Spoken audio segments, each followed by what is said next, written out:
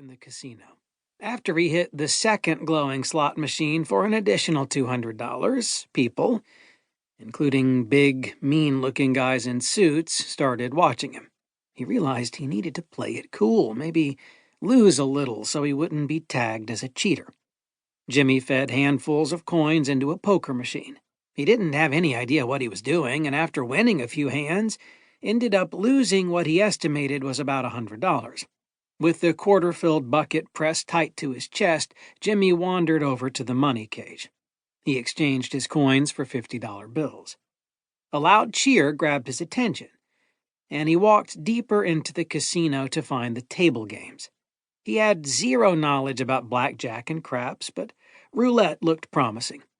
Jimmy stood at one of the tables and watched how the betting and gameplay worked.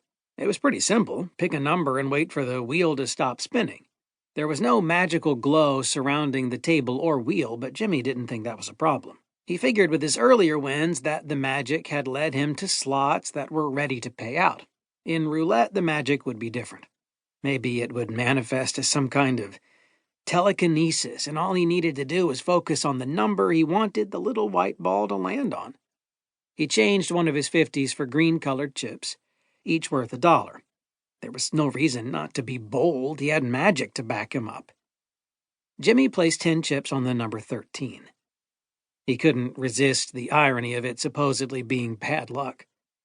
After all the bets were made, and the ball was whipping around the wheel, he concentrated on the number 13, creating a detailed image in his mind of the ball landing on that number.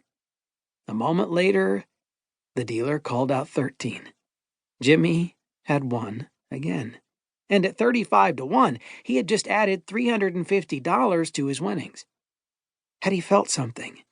Any kind of connection between him and the ball?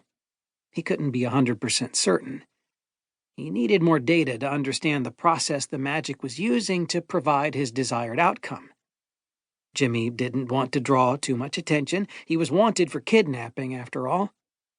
Murder. It was murder. He figured he could hit one more number, just so he had a nice fat wad of walking around money. He couldn't use any of his credit cards or ATM card, not if he wanted to remain free, so another $350 sounded about right. Jimmy dropped another $10 on 13. He couldn't help himself. Intellectually, he understood he should have picked another number, but he wanted the other gamblers watching him to see how cool and calm he was. He wanted them to witness that his luck was perfect and shouldn't be questioned. 13 hit again. And people actually cheered for him. Jimmy Tobin, the guy everybody usually ignored. He collected his winnings. The dealer congratulated him with a smile.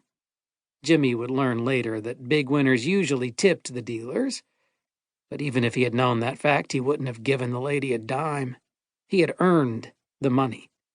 It belonged to him, just as the magic coursing through every cell of his body belonged to him. Or so he had thought. The truth Jimmy quickly learned after that first glorious night was that magic was a ravenous, selfish bitch that required constant fuel. Blood. The magic required blood. And you have been only too happy to supply it, Jimmy. He had left countless bodies in his wake across multiple states.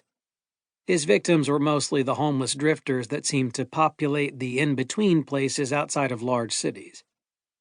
One time he tried to harvest a prostitute, but she fought back, and even with his magic, she almost overpowered him.